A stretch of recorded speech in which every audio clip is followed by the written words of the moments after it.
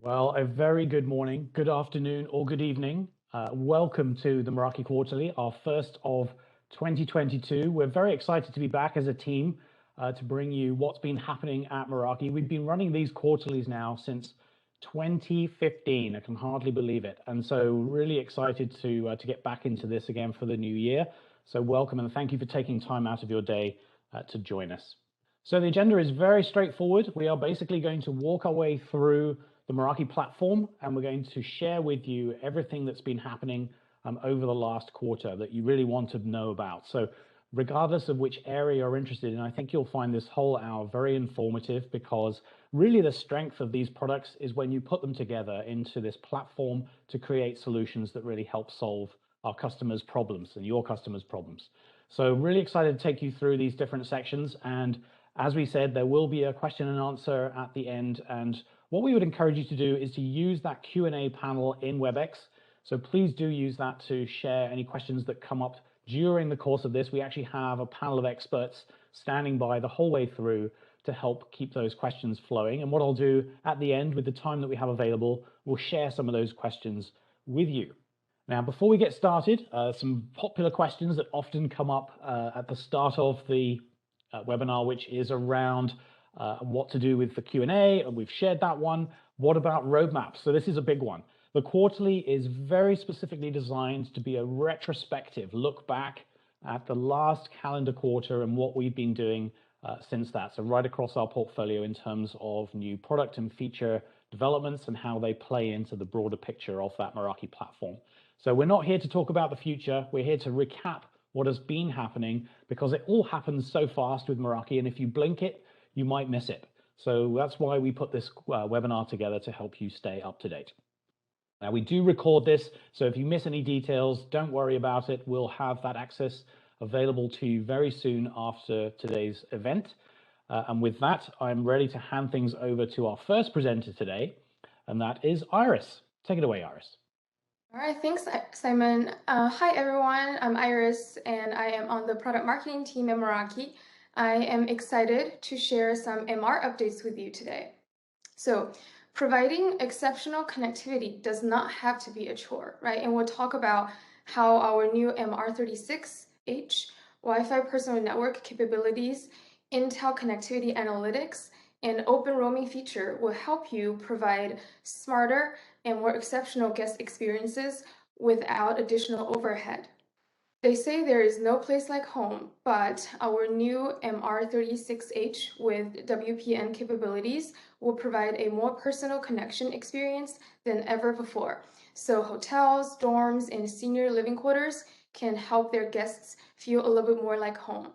Compared with our MR30H, the new MR36H has replaced a regular LAN port with an integrated pass-through port to increase flexibility for the end user experience, which fits our hospitality and dorm room use case really, really well. And the MR36H also provides more reliable guest experience because with the new Intel analytics, which we'll talk about in a minute, the IT team can troubleshoot more rapidly and more effectively. I've been mentioning WPN. What is it? It is the Wi-Fi personal network capabilities, which is currently in private beta, but it will be a game changer when it's available to everyone. With the WPN capabilities, the end user can use a unique passphrase to register their personal devices, and these devices will then intelligently discover and connect to each other and only each other, so that the end user will feel like they're in a private segment of the network. Even if they're in a shared environment with other people and other people's devices, there will be no interference. And that's what we call a smart space experience. Let's go to the next slide. So with our new MR36H and WPN capabilities, for our hotel guests, they can stay connected for business and leisure. For students in college dorms, they can easily connect to their own personal devices for gaming, for school, for streaming videos. And for residents at assisted living quarters, they can stay connected with their loved ones through video calls and phone calls without interference from other users. Let's go to the next slide. And now with the new Intel Connectivity Analytics, you will be able to delight your end users with an ever-improving Wi-Fi experience. The ICA capability decreases the mean time it takes to detect incidents, and also it helps decrease the overall number of incidents that occur. Along with our Apple data, Meraki Health, we are able to provide a data-driven wireless assurance that continues to improve. To access the ICA capability, you do need 28.5 or later firmware versions. Let's go to the next slide. It's always been tricky to provide secure guest Wi-Fi access in public venues because it's difficult to share PSKs or certificates. But now we are supporting open roaming, which lets you onboard endpoint devices and provide secure guest access in a really hands-off approach. So the open roaming feature uses a hotspot 2.0 based certification process. Once it's configured, the end users can install a secure profile on their devices when they want to join the Wi-Fi network. So when the device has a secure profile installed, the end user will be able to join the Wi-Fi network really seamlessly without any special configuration on their end. To be able to access the open roaming feature, you will need an active Cisco DNA Spaces account. And also you will need to configure your wireless network setup in the Cisco DNA Spaces dashboard for 28.5 or later firmware version. All right, that is all from me. And next up, I'll hand it over to Imran to tell you all about the exciting updates from the world of SD-WAN. Very much, Iris. Good morning, everybody. Good afternoon, good evening, whatever your time zone might be. This quarter's WAN update, like the UK, is going to be quite cloudy. So next slide, please, Simon.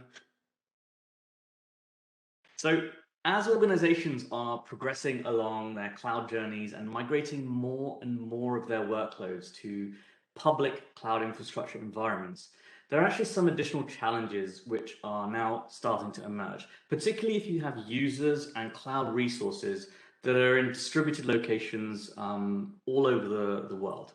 So let's say, for example, that you have sales, marketing, and engineering users that are distributed across multiple regions, and they're accessing their respective resources that are hosted in VPCs across multiple regions as well.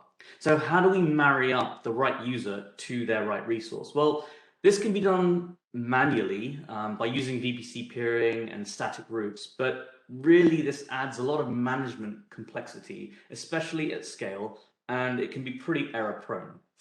So to make networks streamlined and scalable, organizations really need a dynamic and central way to manage their multi-region deployments. Next slide, please, Simon.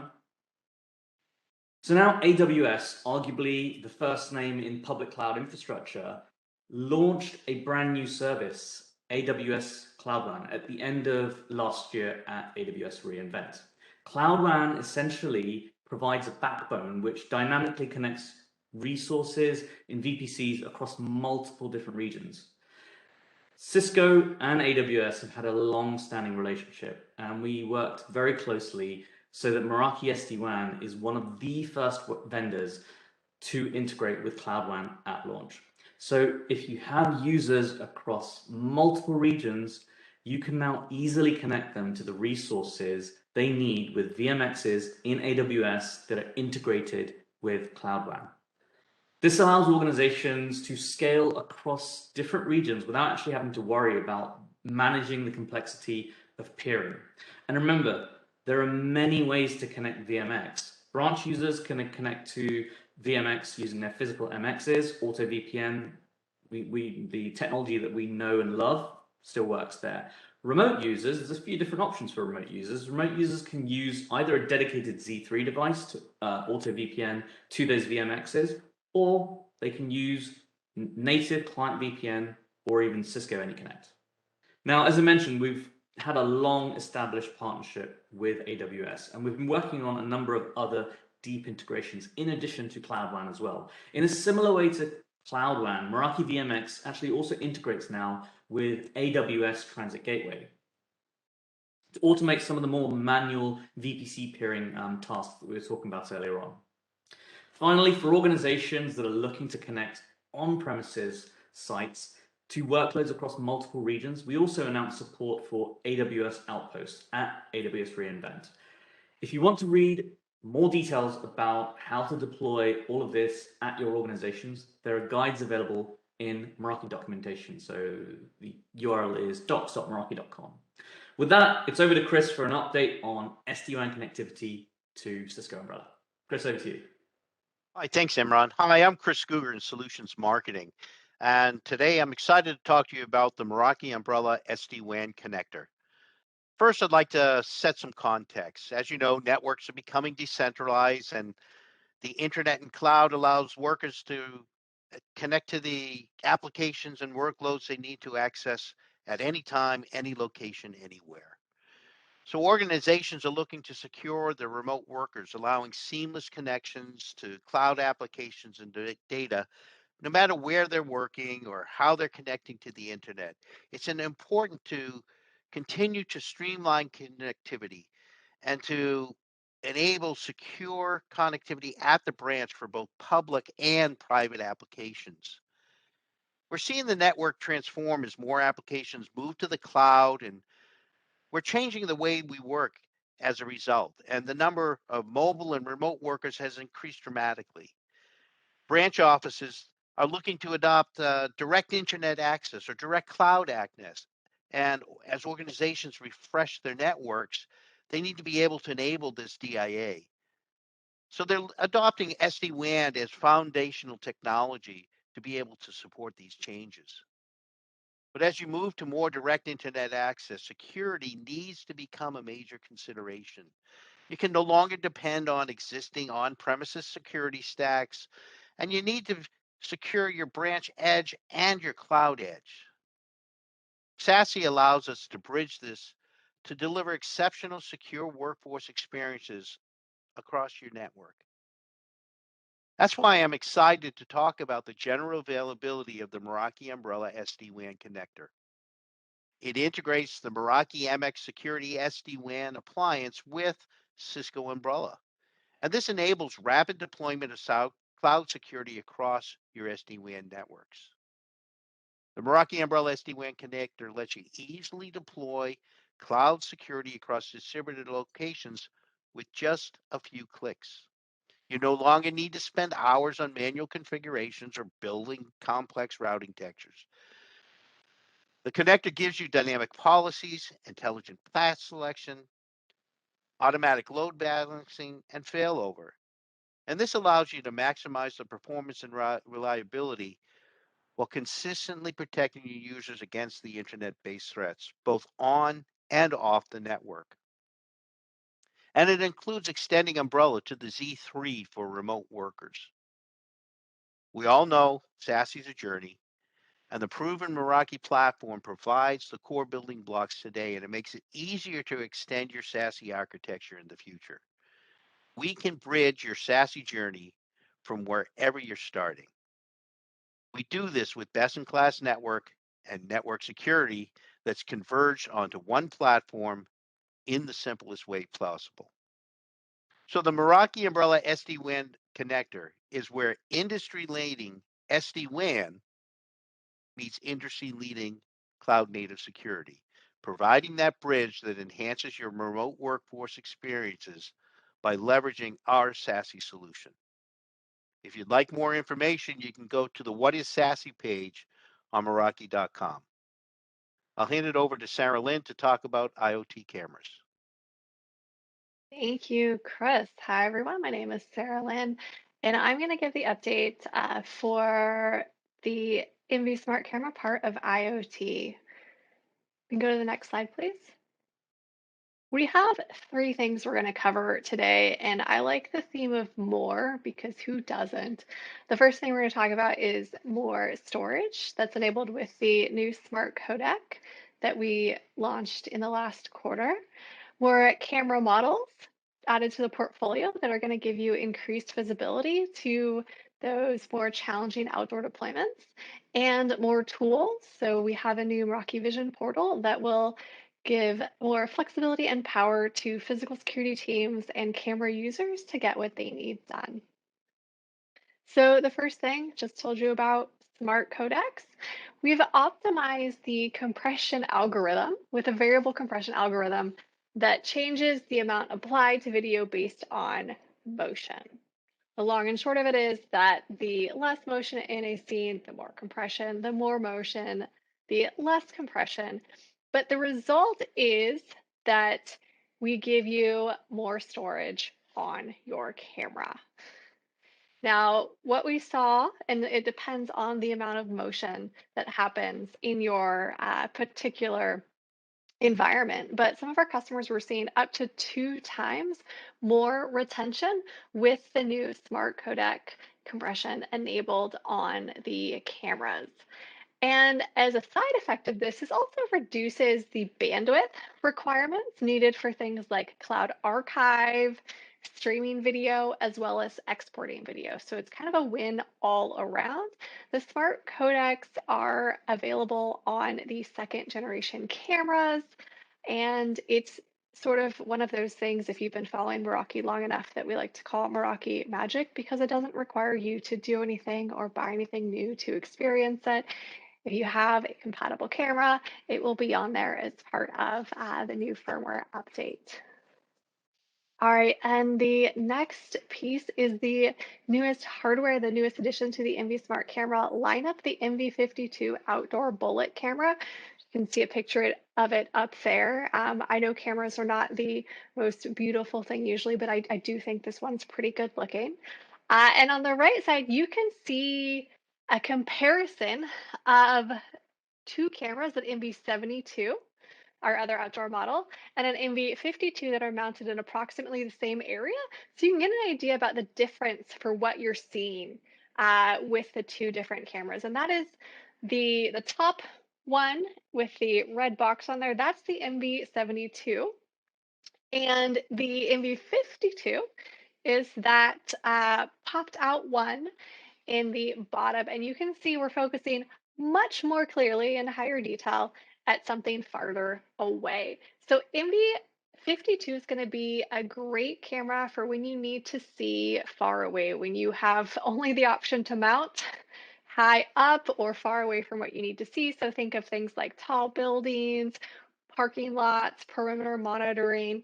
NV52 is going to be your camera, and that's because it has a ultra long telephoto lens with a more narrow field of view.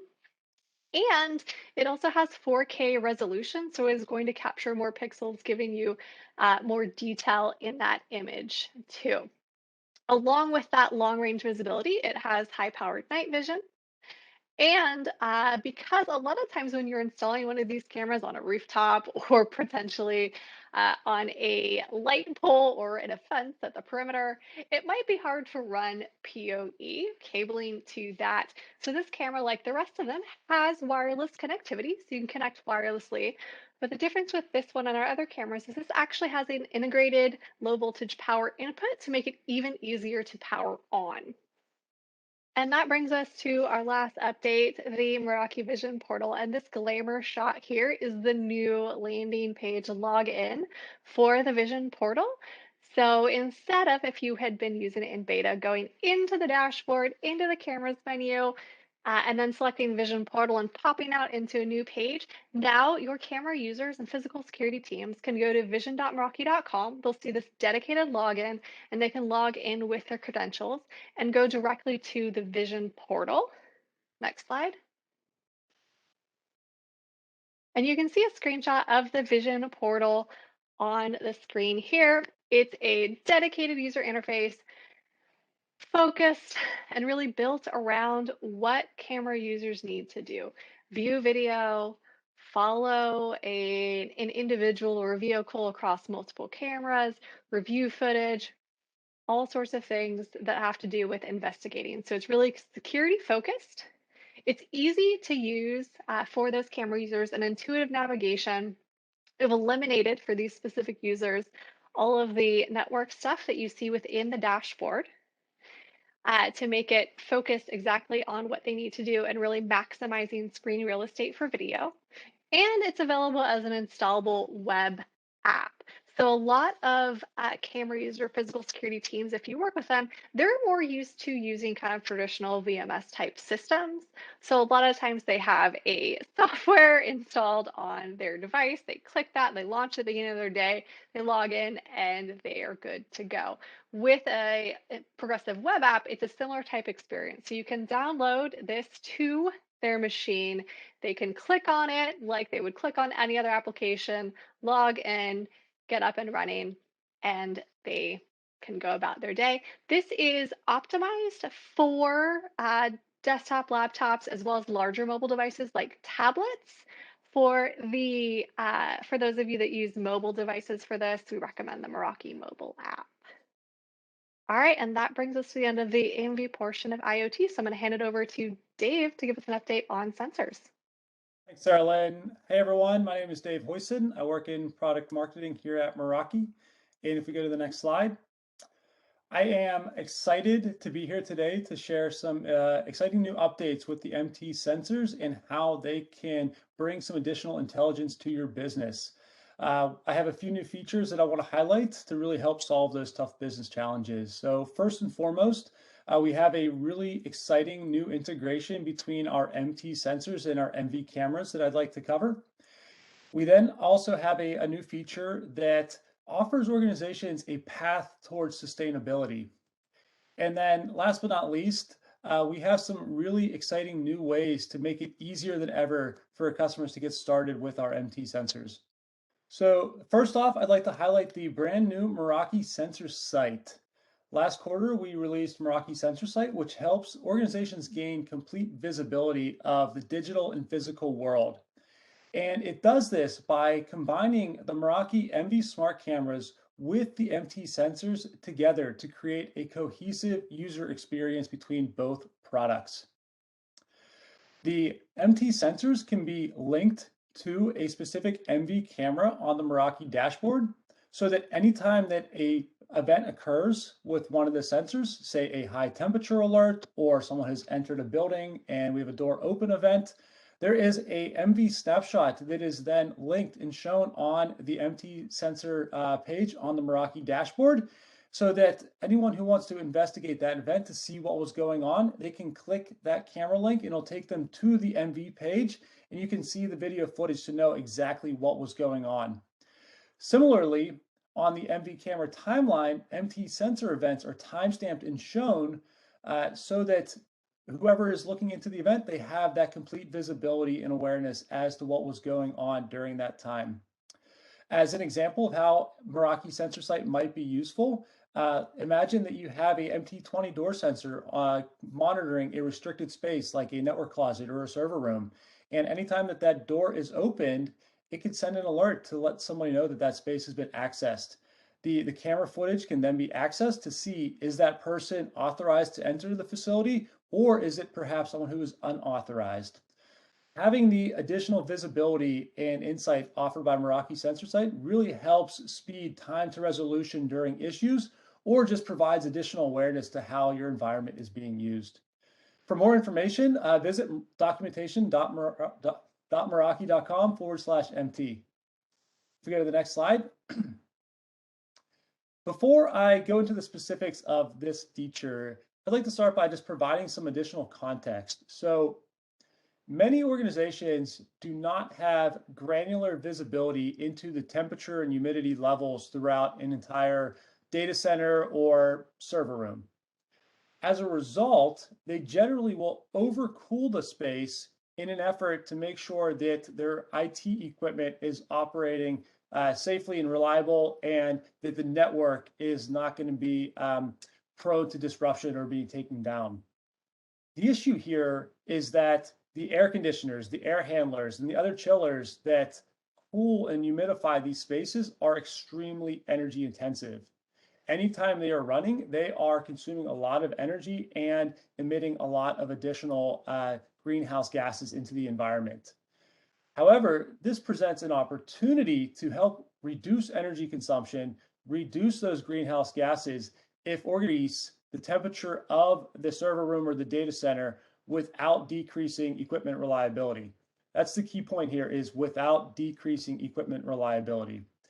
And so just given this whole scenario, we are excited that we announced the Meraki energy saving charts this past quarter to help organizations reduce that energy consumption and ultimately increase the sustainability of their organization.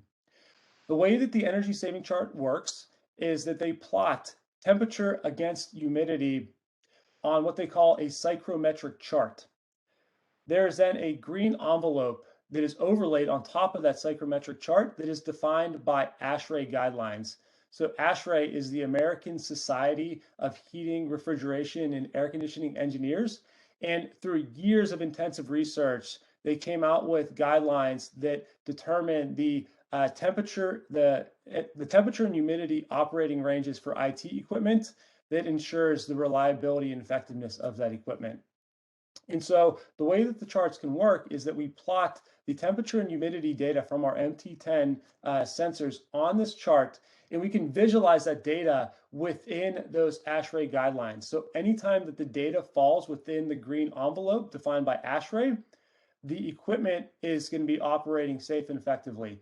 Anytime that it falls outside of that envelope, then that means that that equipment is prone to damage or some type of temperature related issue, and perhaps that there's inadequate airflow in the room, or maybe just the temperature needs to be decreased to properly cool the equipment. By visualizing the temperature and humidity data within this ASHRAE guidelines, this offers an opportunity for organizations to identify if they are overcooling their space. Studies have actually shown that just increasing the temperature of a data center or server room by just 1 degree Fahrenheit can actually decrease energy consumption by 4 to 5%, because the HVAC system, the air handlers, they're just not running as often, so they're using less energy. So by using the Meraki energy saving charts combined with other industry best practices like hot out containment systems or free air cooling, can actually decrease overall energy consumption and associated carbon emissions by 20 to 50%. So really excited about this feature. I think it's going to offer a lot of value to customers like yourself. To learn more, visit documentation.meraki.com/MT. If we go to the next slide. And last but not least, I am excited that last quarter we are now offering 5 free MT licenses to every organization. This is similar to how we offer 10 free MV-Sense licenses to every organization, but this is just for MT specifically now. This is really designed to make it easier than ever for organizations to test out MT and realize the benefits that they can deliver to their business by implementing sensors and building those smart spaces. The 5 free licenses have been added automatically, and they will remain free in perpetuity. So nothing needs to be done on your part. The licenses are already on your dashboard. If you're unfamiliar with the MT sensors, you can learn more at meraki.com/sensors. And with that, I would like to pass it off to Anna to talk about some exciting updates with the API and Marketplace. Thanks so much, Dave. Hi, everybody. I'm Anna Nettig, and I'm on the solutions marketing team focused on developers and ecosystem. And let's kick this off, first slide, into my first update. So this is a direct result of requests from our developer and API community, and it's a really great case of they asked and we answered. So in Q2, we announced new fonts within the Meraki dashboard. These new fonts were applied to the dashboard in early December 2021, and they're designed to improve dashboard readability and consistency. The changes were among the first steps for creating a more modern dashboard experience for our users. And since we've announced in December, we've gotten a really great deal of feedback and kudos for the announcement. And it was a really great win in terms of engagement with and support for our API and developer community. If we can move on to the next slide. Let's move into our Meraki API and developer update. In December, we released Dashboard API version 1.16. This version offers a response property IPv6 value and the ability to add it to routing interfaces. This update also helps list adaptive policy groups in an organization, and it includes and is not limited to creating new policy groups, returning new policy groups, updating adaptive policy groups and adaptive policy, and much more. One other update I wanted to call out for this quarter, and all the other quarters prior to this for that matter, is that our API team, technical support, manages ecosystem partners' cases and offers world-class support experience. And we do this because we all truly believe that it's crucial for growing our ecosystem partnerships. So to learn more about our current API updates, and they're updated on a monthly basis, please feel free to bookmark and follow our developer.cisco.com Meraki site. But we also have other ways for you to engage with us. You can engage with us on the API technical forum via Meraki community, and you can visit our hub and visit to see what's new every month. Next slide, please. Now I'm going to turn the spotlight over to our ecosystem partners and give you a quick look at one of our newest ecosystem tech partners, MPro5. MPro5 helps turn IoT products into smart solutions, and they deliver full IoT-driven digital transformation solutions for smarter retail, smarter buildings, stadia, and rail stations. MPro5 is also instrumental in integrating with Meraki cameras and sensors, and together we create a full IoT-driven digital transformation solution. The other intriguing aspect of MPro5 is that they combine sensor and user-generated data to create a full picture of current and past operations. This allows for informed operational changes that can drive productivity gains and, more importantly, cost savings. Here's just a quick, super simple example of how this works. So a fridge sensor that can detect a leak can trigger two separate actions. The first one triggers the cleaning job, and the second triggers an engineer to call it out to fix the faulty fridge. The other cool thing about MPro5 is that it captures timestamp and GPS information, as well as status tracking, photos, and signatures. And this allows for an evidence of work to be completed. So this offers deeper insights, and it helps to determine whether there's any follow-up action needed. To learn more about MPro5's app, I encourage you to visit apps.meraki.io and run a search for MPro5.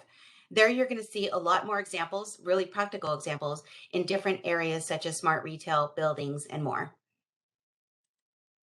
Next slide, please. And finally, I want to spotlight Penguin IN. This is another really great marketplace tech partner who's amongst one of the first in the world to master multi-signal, multi-technology, and multi-sensor modeling of indoor environments. Penguin IN leverages all available radio and sensor information to provide state-of-the-art indoor positioning information that build ROI-driven use cases. This partner supports a variety of verticals that might be appealing to you: healthcare, hospitality, retail backend, and education. And they do it with these two very distinct solutions. PenTrack is a software-based cloud-hosted indoor tracking solution that offers market-leading accuracy and performance. And PenNav is a leading turn-by-turn indoor navigation solution delivered through mobile apps and digital kiosks.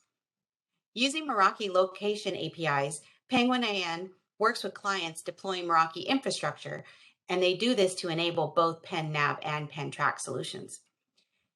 Penguin IN offers a number of unique use cases, and you can learn all about these when you visit the apps on the marketplace. But you can see that they cover use cases in asset tracking, building management systems, and so much more. And I really encourage you to learn more about their solutions. They have several of them available on the Meraki marketplace. Again, go to apps.meraki.io, search Penguin IN, and you'll see all their apps.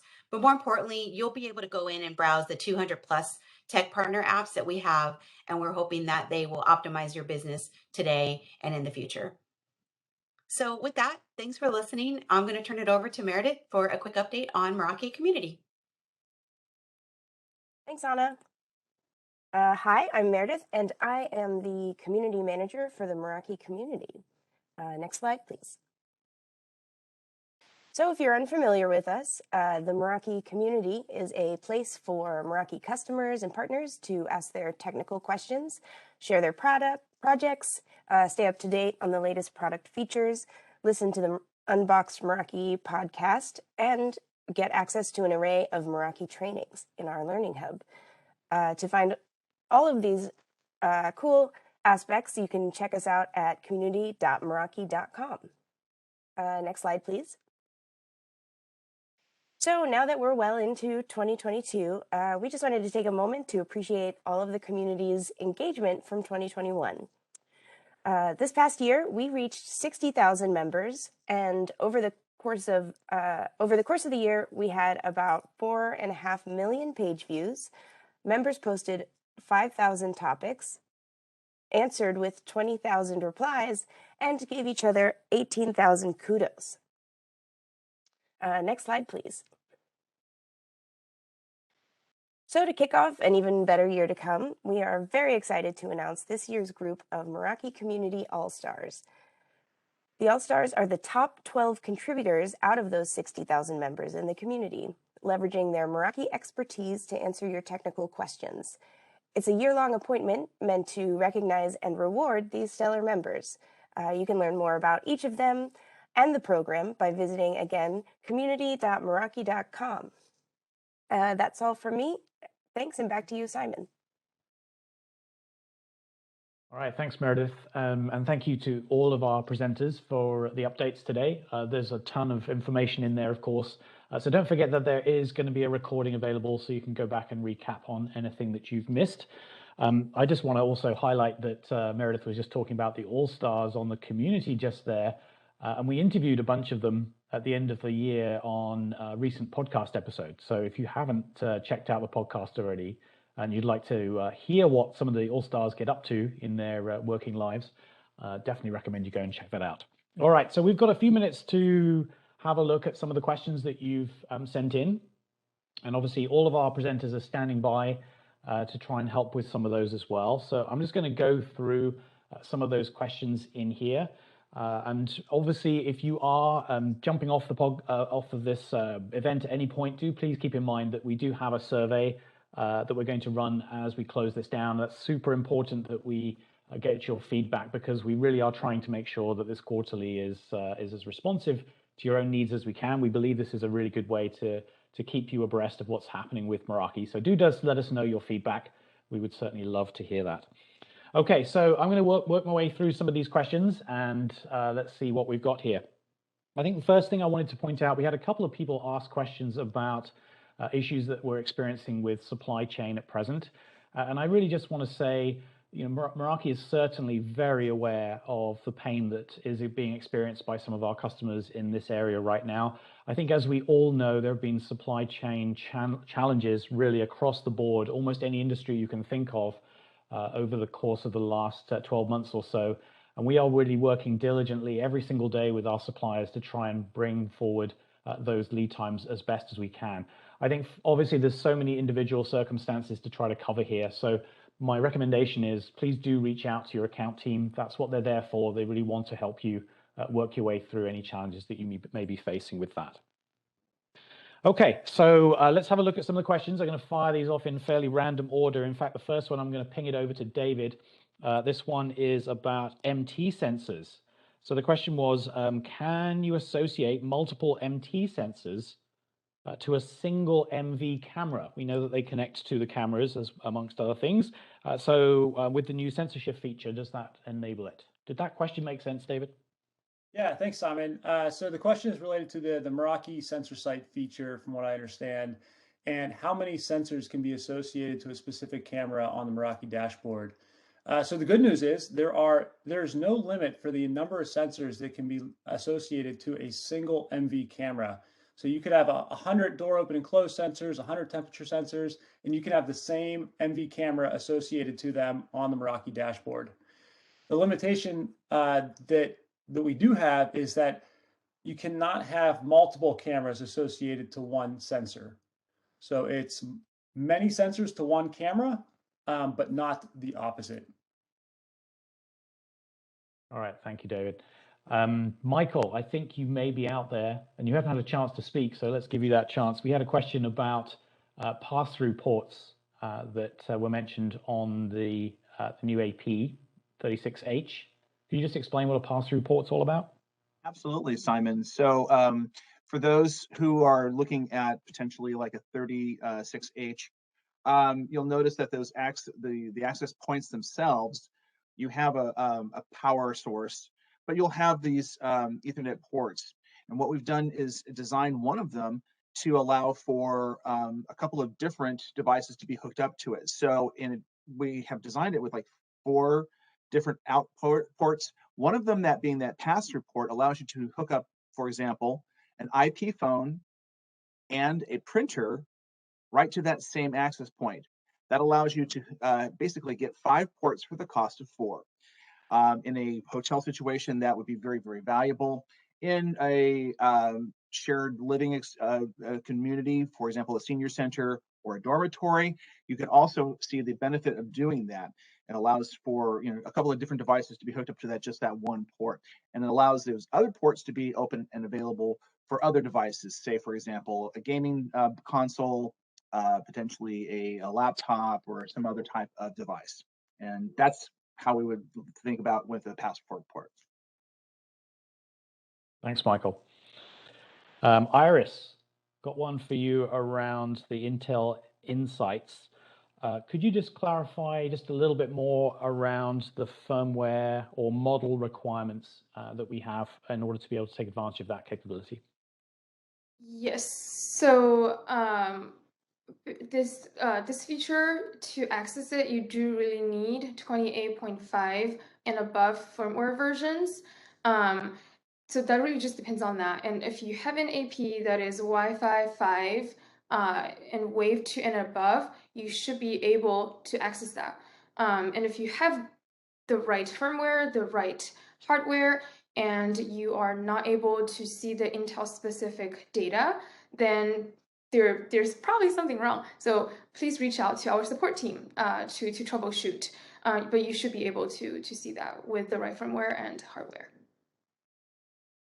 All right. Simobir or Imran, this one's around clarification on differences between cloud WAN versus auto VPN. Can you just shed a little bit more light on how those compare? I can take that, Simon.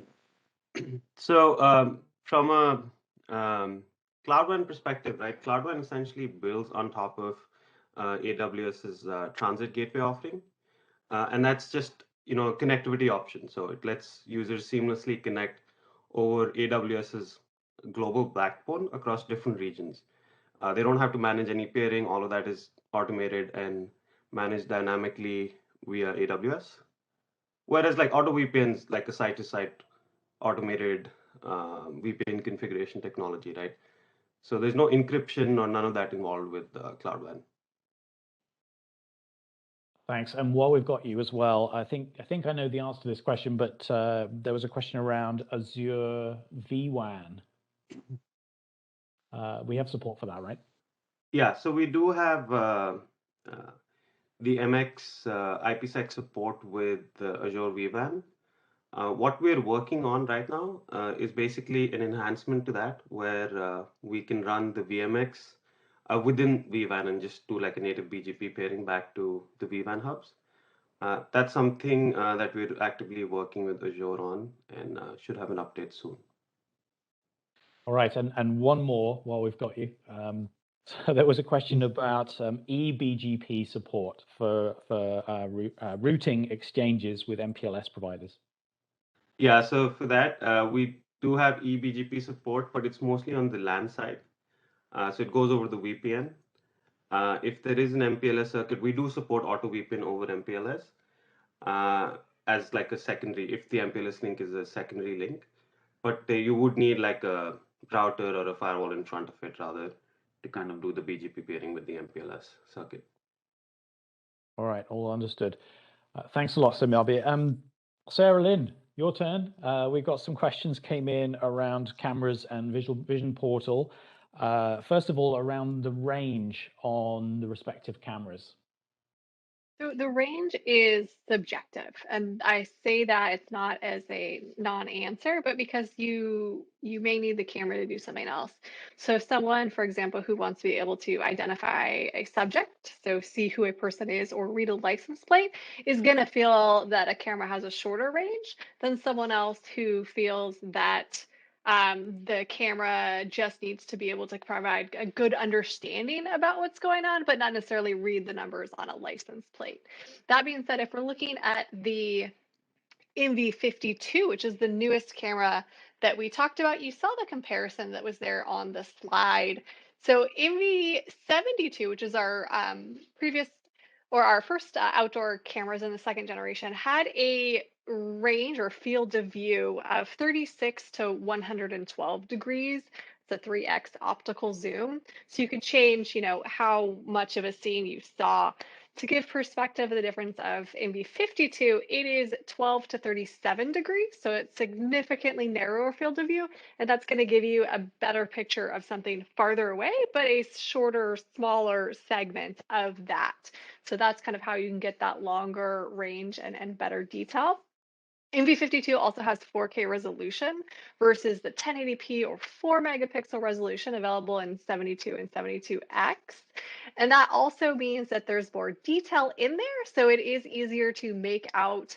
Again, let's go back to that license plate example, the different characters on a plate, and the detail will hold up better if you are digitally zooming in as well. So with those kind of subjective answers, I'll give you what might be the best objective answer on there. If you compare the IR illumination, kind of the night vision that we have on MV72 versus MV52, the IR illumination is up to 30 meters on MV72 series, but it goes up to 50 meters on the MV52. So you can kind of see that's 20 additional meters there that are going to illuminate. So you can kind of get an idea about how much, farther reasonably you may be able to see. But we do really recommend, testing it out in your environment to make sure that you're going to get the picture that you need with your environmental conditions, lighting conditions, and the need for that camera. I think it's safe to say, folks, that Sarah Lynn knows her cameras pretty well at this point. We had a few questions. The Vision Portal, very understandably, a lot of interest in the Vision Portal. It looks amazing. Can you just clarify? There's a couple of things for us. First of all, what devices can we use it on? What app devices are supported? How many cameras can we view at any one time through Vision Portal? And authentication for access into it. You're always giving me the multi-part questions. Okay, let's see if I can remember all of them. So the Vision Portal, the primary means of it is going to be, a web-based application. So you can access it on any, modern web browser, similar to what we can support on the dashboard. So it's also, at that point, device agnostic if you're on a Mac or a, let's say, a PC ProBook. Doesn't matter, it's really going to be browser-based. It is downloadable as a progressive web app. And while it's downloadable, it's still running on the web, so we can assume, similar compatibility constraints there. From a device type perspective, it really comes down to size. So it's optimized for larger devices, like laptops, desktops, and larger mobile devices like a tablet. In theory, you could run it on a mobile browser on a phone, but it wouldn't really be very functional because it's too small of a screen. I think the second question was respect to the number of cameras. So it's similar to what you would have viewing cameras in the dashboard. So you can have, as many as cameras as you need to in a network. And it does support video walls as well, and it's the same limitations or the same configuration as the dashboard. So you can view up to 16 cameras in a video wall. The one thing I think that's easier about navigating in the Vision Portal is that left side of that navigation pane, if you remember the screenshot there, has all your cameras listed. And it's not just a list of cameras. We've plotted those cameras on a floor plane with the field of view, so you could hover over them and see which camera you're trying to look at to navigate to another camera, as well as look at the list with a thumbnail again there. So it makes it easy to move back and forth when you're working with a larger number of cameras. And then finally, Active Directory. So at this time, the Vision Portal does not support the Active Directory integration or single sign-on for login. There is support with respect to SAML rules for configuring a camera user to log in, but they have to go manually log into the Vision portal. We are looking at bringing similar support we have with single sign-on on the dashboard to the Vision portal in the future, but I don't have any additional information on that. Did I get it all, Simon? Yes, ticked all the boxes. Thanks, Sarah Lynn. Next question I had come in was around training. So wonderful that there's interest in training, and we definitely advocate that at all times for getting the best value out of your Meraki investment. And really, if you're interested in furthering your knowledge around the product line and the breadth of the platform, the community is a very good place to start to build your knowledge, where there's a lot of the information about training assembled there, and of course a lot of the people who've been through training already. So I would recommend going to community.meraki.com to learn a little bit more about that. Also, while we're on the subject of training, I'm going to do a plug for an upcoming podcast episode we have coming out in 2 weeks' time, which is focused on training. And so if you are keen to learn more from one of our trainers, one of our sort of technical evangelists at Meraki, then definitely recommend you check that out when it comes out. All right, so we've still got a little bit of time left, so just a couple more questions we can fit in. David, we had a couple of questions around sensors. First of all, around the history and how long we can actually go back and look at the history around any sensor updates, and then also around calibration and how we handle that side of things. Yeah, both great questions. So for the sensors, we offer up to 1 year of historical data on the Meraki dashboard that can be viewed in a window up to 30 days. So you can view as granular as the last 2 hours, or you can view the entire previous month, dating back to an entire year ago. This data can also be exported via Excel, CSV, or via the API for additional long-term storage or record keeping. Simon, remind me the second question. Calibration. Calibration, yes, great question. So our sensors use digital sensors, which are calibrated at the manufacturing site. So this is different than traditional analog sensors. So analog sensors are typically prone to accuracy drift throughout the life of the sensor, whereas digital sensors are not. So luckily, the accuracy that is listed on the data sheet will be the accuracy of the sensor throughout the life of the sensor. So one of the real good benefits of the digital sensor technology. All right, thank you, David. All right, so I'm now into live scanning of the Q&A. So bear with me for a moment as I scroll down here. Let's see.